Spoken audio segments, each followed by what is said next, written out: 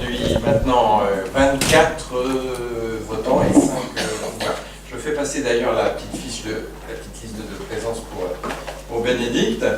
Le premier point, nous allons débuter maintenant nos différentes délibérations donnant lieu à des votes. Donc nous avons un premier point, ce qui fait le lien avec les politiques métropolitaines, puisque nous allons parler convention de mutualisation avec Nantes Métropole, et c'est M. Château qui nous présente ce point.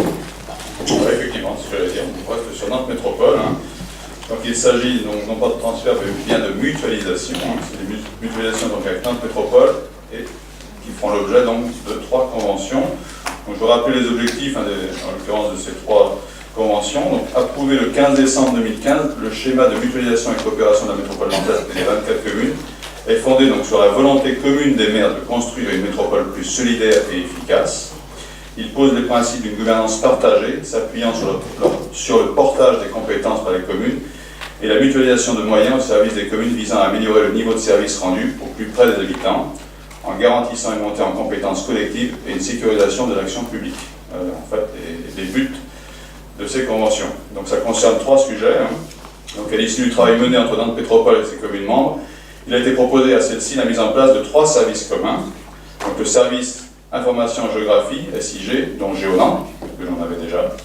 La gestion documentaire et les archives, un sujet très important notamment dans notre commune, puisque ça pose quand même d'énormes problèmes, beaucoup de travail, et là aussi la mutualisation pour l'agent dédié, c'est vrai que c'est important pour elle, parce qu'elle est vraiment seule, et avec un temps dédié peu important. Donc il y a des procédures, etc. Donc là, je crois que ça sera un service très important pour nous. Et puis l'animation d'un réseau de l'instruction des autorisations des droits du sol. On a gardé, nous, à dans la commune, les instructions les plus simples. Donc en termes financiers, vous avez la deuxième page, je fais le différentiel, c'est moins de 800 €, donc on va sur les petites sommes par rapport au service attendu. Donc pour mémoire, convention actuelle Géonante, c'était 560 €, donc qui va passer avec un apport du SIG donc à 1273 €. Sur la gestion documentaire des archives, donc là aussi avec mutualisation, mais avec formation, etc. Et puis surtout un numéro pour nous aider en fait, pour aider nos agents. Donc de 385 € à 422 €. Et puis l'animation d'un réseau d'instructeurs des ADS, 404 droits des sols, instruction du droit des sols, pardon, 404 € qui passe à 443 €. Donc ça fait effectivement un peu moins de 800 € au total pour 3 services importants pour notre commune.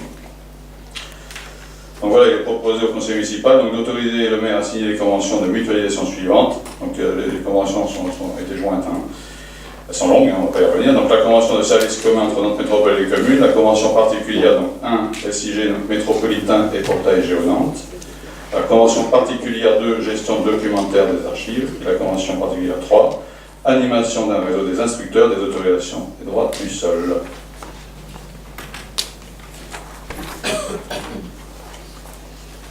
Y a-t-il des interventions sur ces conventions de mutualisation? Je mets aux voix. Qui s'abstient? Qui vote contre? Adopté à l'unanimité.